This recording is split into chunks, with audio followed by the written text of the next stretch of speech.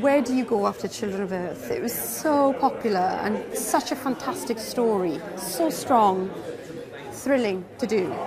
Where do you go from there? The answer, if you'd asked me that before I started Miracle Day, I would have said I really don't know, because I really didn't know.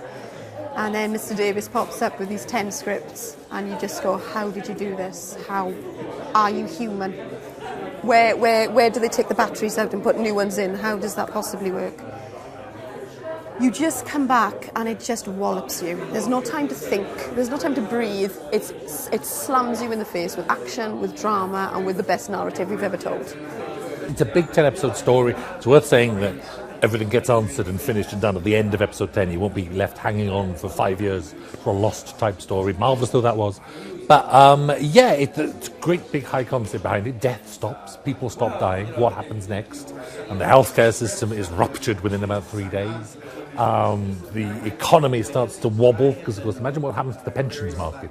All of these things that we're built on a world that's destined to die after a while. We're supposed to have 70 years and 10 and then pop off. And our culture is based around all that. More importantly, our economy is based all around all that. So the whole infrastructure starts to weaken. And in amongst all that, you have great big Torchwood chases and stunts and thrills and jokes and tragedies as well. So it's the same old Torchwood world.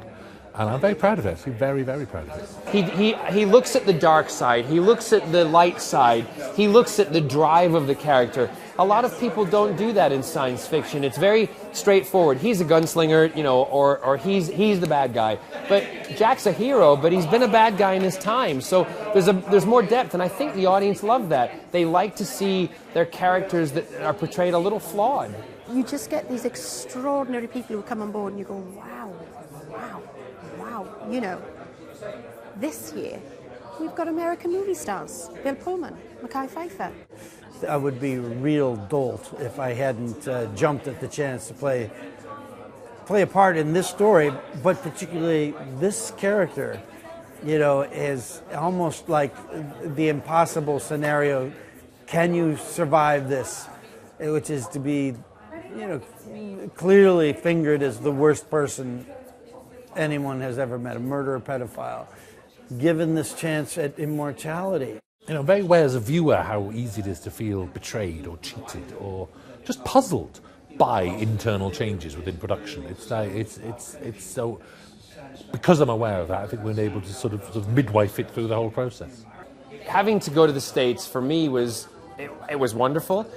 Filming in Los Angeles was great. Russell texted me one evening. He said, how fantastic to see Captain Jack in downtown LA.